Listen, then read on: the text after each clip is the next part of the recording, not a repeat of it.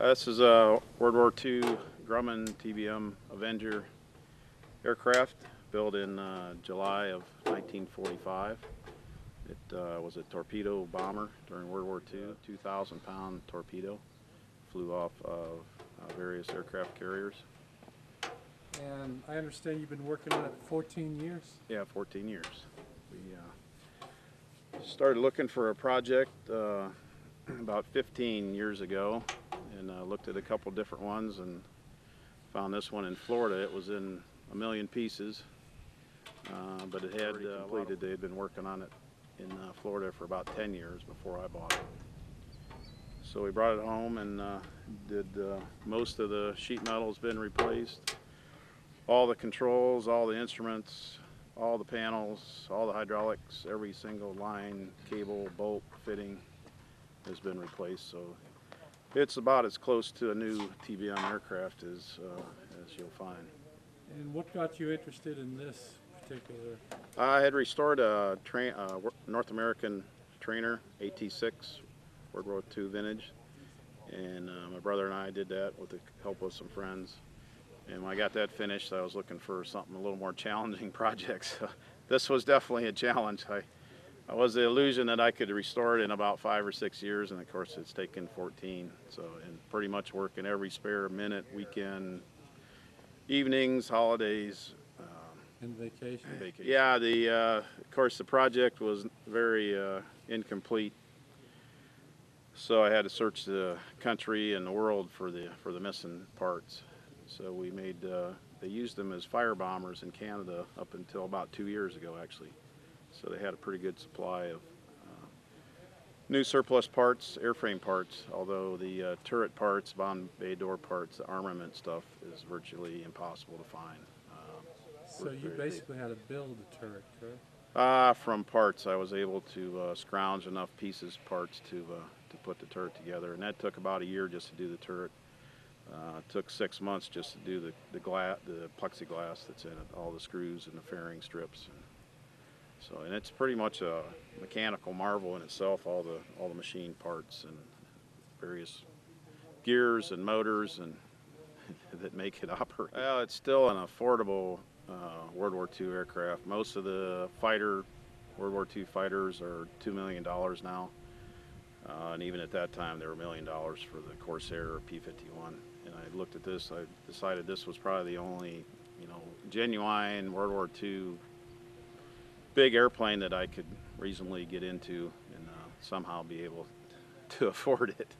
And when I started, avgas was $2 a gallon, and now it's over $6. So the expense to fly it has obviously tripled. So that's a bit of a dilemma. But and what was it like you flew it? When was the first time that you flew it? Yesterday. So that was Wednesday. And what was it like when you got this off the ground? It was pretty exciting. Pretty busy the first minute or two. It requires a special rating to fly it, so you can't just get in it and fly it. I went to Illinois in May and flew a friend of mine's and got it's actually, they call it a TBM type rating for this aircraft to be able to fly it. So I flew his and I was pretty comfortable in it, but that was of course in May, so it's been a few months, and plus everything being new and fresh on this airplane. We've set everything up according to the book, but until you actually get it in the air, there's always a little uncertainty. Is it require a little bit different trim in one way or the other? And it's very heavy on the controls, so the trim is very, very important on it. Basically, you cannot overpower the controls. In other words, if you pull back on the stick and you don't have a trim, the control will not move.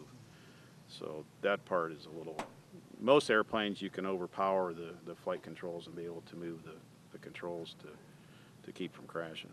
This one is very sensitive on the controls. Now, I think like underneath the cockpit it says experimental. What's that, and what's happening with that? Yeah, to certify the aircraft, eventually it will be in the limited category. Most of the warbirds have a specific category. They're not able to license it per se in the standard airworthiness like most production aircraft that you see flying, like the Cessna and Pipers. So they fall into this experimental category, you know, similar to a home built, although it's not a home built, it was a factory built by Grumman, but they never certified them in the commercial market. So we're in that little bit of the in between. They don't know what to do with it, so everything they don't know, not sure what to do with as far as the FAA certification, they put it in the experimental category. So I have to fly it between 5 and 10 hours just to make sure everything functions as it should, and then we'll switch it to the limited, which then there's less restrictions on it. Right now I'm restricted to between here to Port Clinton, basically that geographical area. And I understand this will end up at Port Clinton? Yeah, plan on, in fact I plan on heading there this evening. Liberty Air Museum, Port Clinton, Ohio. They opened their doors about a year ago, and very nice facility. So I'm glad to be part of their. They're waiting for me to get it done. I said, oh, I should have it done about. I was predicting to be flying by May, and this is August. So, but that's about right for aircraft and warbirds in general. It just takes many more hours than you can imagine or estimate. We're gonna try again. And what happens, like, what will you do, like, once it gets settled in Port Clinton? Do you go to air shows, or what do you Yeah, I plan? try to, since it is, gas is a very important issue with it in order to keep keep it flying. I plan to do flyovers, events, air shows, basically anything that somehow I can get that production to put some fuel in the tank to get me there. So that's my idea how to keep it flying. Just for one person to afford the gas, it's $500 an hour. So by the time I get it to Port Clinton, I'll be out of gas money. So. But I felt with the museum up there, and they have a B-25 and some other things, they have a lot of things going on, so I think it'll have a lot of interest. So basically, I'm gonna try to promote it, and it is pretty much one of the